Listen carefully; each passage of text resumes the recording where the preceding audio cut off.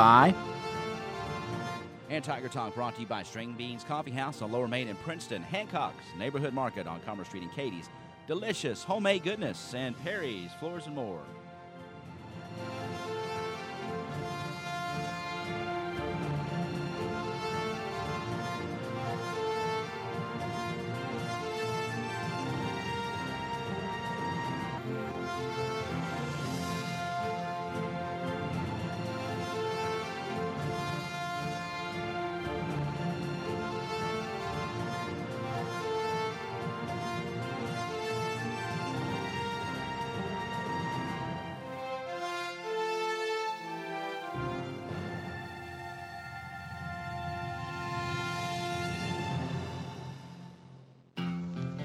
String Beans Coffee House in downtown Princeton specializes in made-to-order espresso drinks. Stop by Monday through Friday from 7 a.m. to noon and enjoy a pick-me-up. You can also enjoy fresh-baked scones, homemade chocolate chip and oatmeal raisin cookies, and espresso brownies that'll keep you going all day long. They're also open on Saturday from 9 to 2. String Beans Coffee House on Lower Main in Princeton. Great coffee and more in a great atmosphere on Lower Main in downtown Princeton. And a very good morning to you at 8:07. It's a special Friday edition of Tiger Talk. And we normally don't have Tiger Talk on Friday, but we are getting close to the May 22nd primary election. And trying to get as many of the folks that are in office and are running for re-election and those that are candidates in here just to introduce themselves, tell us about themselves, and also where they stand on issues, so they, whatever they choose to tell us. It's their time. And I have the pleasure this morning of welcoming into the WPKY studios Caldwell County Jailer John Pettit, who is running re-election as a Democrat. And good morning, sir. Good morning. How are you? I'm doing well, thank you. All right. Pleasure to have you here. And let's remind our listeners here that this is not necessarily a question or answer session. It's not me grilling the candidates necessarily. It's just time for the candidates to tell us about themselves, tell the public about themselves, where they stand, and things such as that. So, John, I'll give you the floor. Well, thank you, and good morning, everybody. I'm John Pettit. I'm your elected Caldwell County Jailer.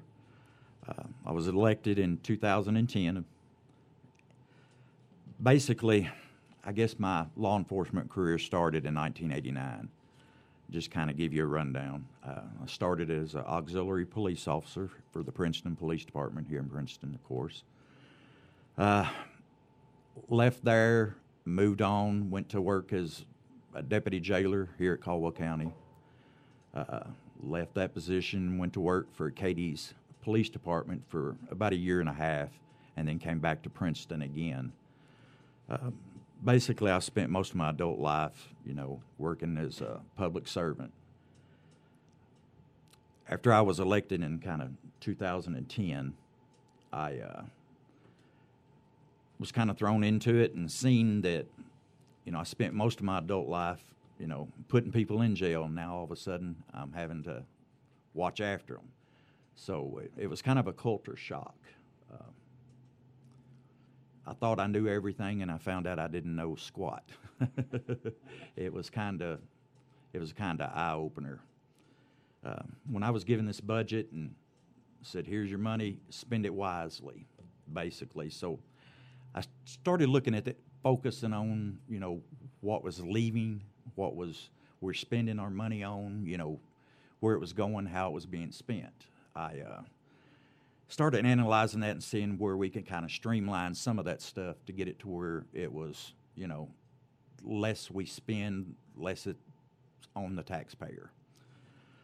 So I took a look at that and just started kind of going from there. And then I looked at our revenue, things that we were bringing into the community. And I thought, man, this is low. We got a lot going out and not hardly any coming in. So I started focusing on it and kind of streamlining it out. I know in 2012, 2013, the income was around $265,000. I thought, man, we got to increase this. We've got so much going out, we need to bring it in. So from 2012 13 is about, like I said, 260, 265. In 2015 and 16, our income now coming in revenue is 370. As a matter of fact, it's 370,970 bucks. So we actually brought the revenue in, which in case lowers what goes out as far as taxpayers' money. Also, I found out when I first started here at the jail, that it was a revolving door. I mean, the same ones would come in, then they'd leave, they'd come back again, they'd leave. And I thought, something's got to give there. I mean, it come to a point to where, then we were asking ourselves, why these people keep coming back? I don't understand. And then I saw that we had nothing to offer them once they're in there. We had nothing to give them encouragement or guidance or anything like that. We were just locking them up, letting them serve their time, and then getting rid of them. So I knew right then and there that there had to be some type of program. There had to be something that we could actually do so when they left, it would be a benefit to them. I'm fortunate to have a good crew, a good caring crew, but we got three things that we always say: fair, firm, and consistent. That's what you have to be. But you also have to be compassionate. We don't know their situations. We don't know what they went through before they got there.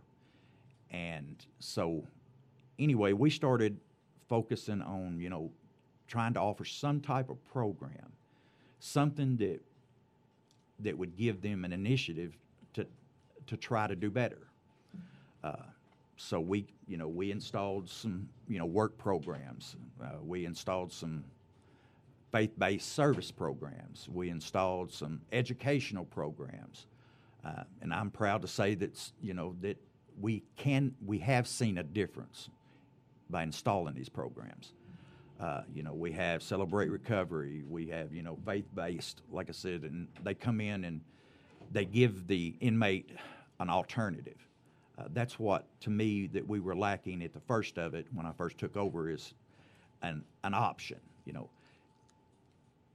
This is, try this and let's see if this works.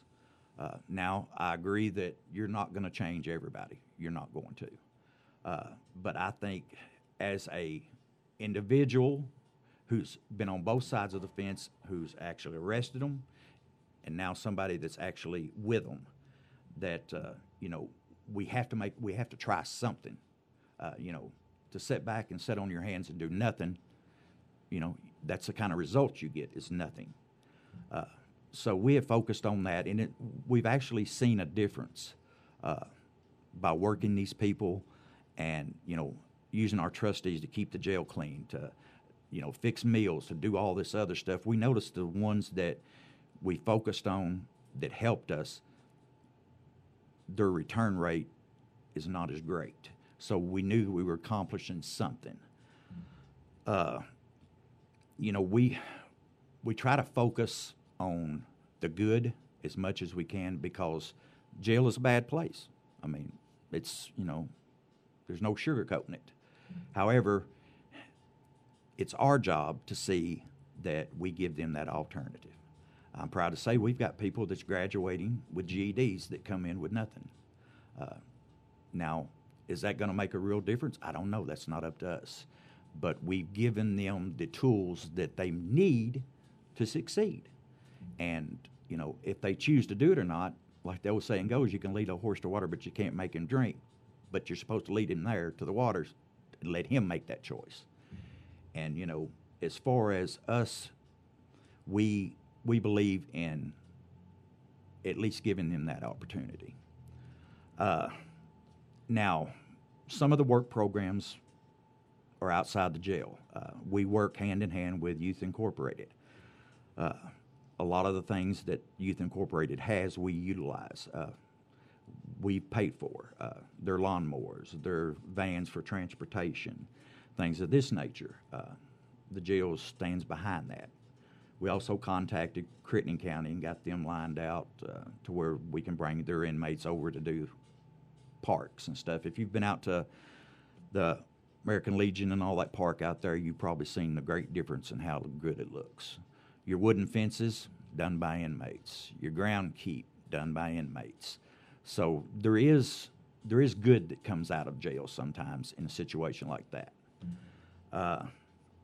When I first took over, I started using some of our inmates, local inmates, and we were having a problem with drugs.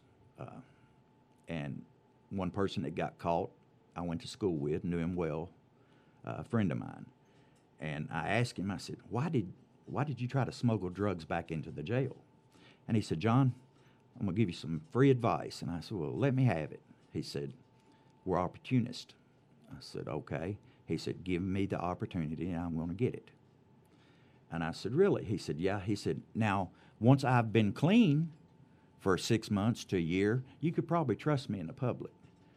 But until then, you better not, because I'm going to have every cousin, brother, sister, uncle, whoever I can find, dropping some kind of peel off or some kind of drugs off in certain spots, and I'm going to get them. If I can't get them in the jail, I'm going to take them before I get to the jail.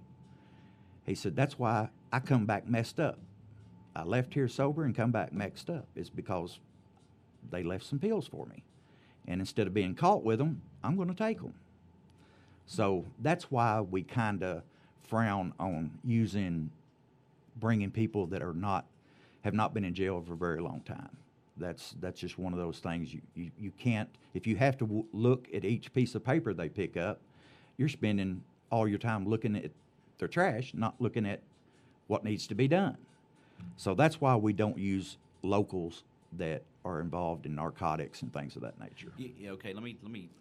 I've got to ask you because Yeah. you brought up something curious. So let me understand if this is right. So they know that they've got a work detail somewhere, and they talk to a relative and let them know that they're going to do that, and then somebody actually drops stuff off out in a field or in the grass in a piece of trash or whatever? Yep, they'll throw marijuana cigarettes in a piece of Lay's potato chip, or they'll take a styrofoam off of a cigarette pack and roll 3 or 4 peels up in it and throw it in a piece of trash. So while they're collecting the trash, this stuff is in there. Yeah, and they collect it too. So see, that's unreal. I never. Yeah, and like he told me, we're opportunists. So I mean, if the opportunity arises, we're going to take it. And like he said, you have to be clean for a certain period of time to where it's not as much of an issue as it is when you first get arrested. Right. And so we don't house state inmates, we house county inmates. So we kind of have to watch who gets out of the jail and who doesn't. But that's why we use outside agencies. Okay. However, it's been when I first started, there was like 6 or 7 life safety jails in the state of Kentucky. What does that mean? Yeah. What is life safety? Life safety means like we can house misdemeanors up to 12 months. Okay. Anybody that's convicted of a felon has to go to a state facility. Well, like I said, we started with 6 or 7. I can't remember the exact numbers. We're down to 2. Me and Ohio County's the last 2 that we have in the state of Kentucky. And I know that right now with this administration, they've made several attempts to close us. Fortunate that we are able to stay open with county support. But we always try to watch our budget, to watch what we spend, try to increase what we bring in, and make sure that, and I say this, that we have got to continue to maintain these courses that are in our jail. That is such a viable part of the process. Like I said earlier, when people get arrested and come in, regardless of what you think about them, there's somebody's mother, there's somebody's father, there's somebody's brother, there's somebody's sister. I mean, and it's our job to see to it that we take the best care of them that we can possibly do. We see to it that their needs are met. Now, we don't go overboard, but they're human beings. Regardless of what crimes they've committed, they're still human beings. And it's our job to try to see that we give them a different route to take when they get out. As long as the opportunity is there, we need to utilize it.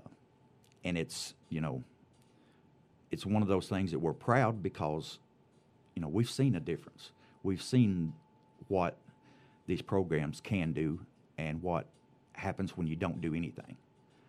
Of course, now in 2016, we had over 1,300 people come through our doors. And this is a small community. I mean, if you figure that up, that's, 108 people a month or 27 a week. I mean, that's a lot of arrest. Yes. I mean, who would ever thought? We've had the Mexican Mafia in jail. We've had terrorists in jail. Here in Caldwell County? Here in Caldwell County. Who would ever thought that a terrorist would be incarcerated in Caldwell County Jail? So the days of the old drunk on the sidewalk are gone. Nowadays you have to be prepared, you have to be educated, and you have to have the knowledge to back all that up.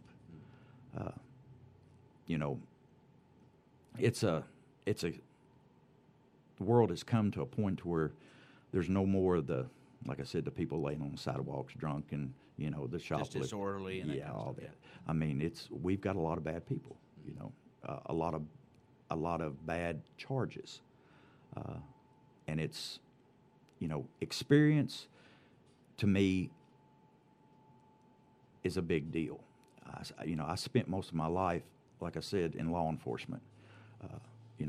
I've been trained. I've been, everything you can possibly imagine over the last 25 years. And you've got to stay on top of this. Like I said, when I first started, I've been in law enforcement for almost 18 years. I know all about this stuff. Boy, was I mistaken. It was an eye-opener. It's quite a learning process, I guess. Yeah, it is. And like I said, I started out in 2010, we had in 2012, 2013, there was, 265,000 worth of revenue coming in. Now we're up to over 370,000. What do you attribute that to? How have you done that? We have just focused on a lot as far as cutting cost, and the income is, through what we collect from inmates and what we collect from other counties that we house for. Mm-hmm. That's been our focus, How many other counties do we house for? We house for Lyon County right now. Just Lyon County. Of course, if somebody comes in and spends a week or two from Crittenden County or whatever, then they get billed. Okay. We stay on top of that, really close. And to be honest with you, there's no more free stay for people. I mean, if you're incarcerated, you're obligated to pay something. And then do we have to house our inmates at another jail as well, other jails? Sometimes if the case arises, you have a medical issue or something, or you have problems inside the jail as far as getting along with people. Right. You might have to do something. Yeah, we send them to a different facility because we don't have the medical staff, present 24/7 like most of your full-service jails do. Right. So we have to send them out. But like I said, we focus on the income coming in as much as anything because of the sole fact it's, you're not going to come to jail and be free anymore. I mean, it's, the taxpayers aren't going to pay for your stay. If you come in there, we're going to collect money from you. I mean, that's just plain and simple. Yeah. And we focus on that, and we focus on trying to make sure that our costs are cut. And we streamline everything that goes out. I tell people, we don't buy what we want. We don't buy what we need. We buy what we have to have. And I think that plays a big part because we need a lot of stuff. And, but do we have to have it? No, we've survived without it. Yeah. And I guess that's why our costs are down. Like in 2016, we were over almost $250,000 under budget. I mean, so, and I contribute that to having good deputies, people that care, people that watch what, their concern is my concern. And, when you're all on the same page and everybody's concern is to keep the costs low but still provide all the services that you're supposed to provide. And when you got everybody on the same page, it makes a difference. It shows. I mean, not every agency can say I'm $250,000 under budget. Yeah. So. Good deal. It's we're coming down toward the bottom of the hour. Let's take a quick break, and we'll come back and let you summarize, and we'll wrap up with our jailer, John Pettit. He's running for re-election as Democrat for Caldwell County Jailer. We'll come back here after a brief commercial, and then we'll have John summarize, and just stay tuned. You're listening to Tiger Talk here in your hometown radio station, WPKY.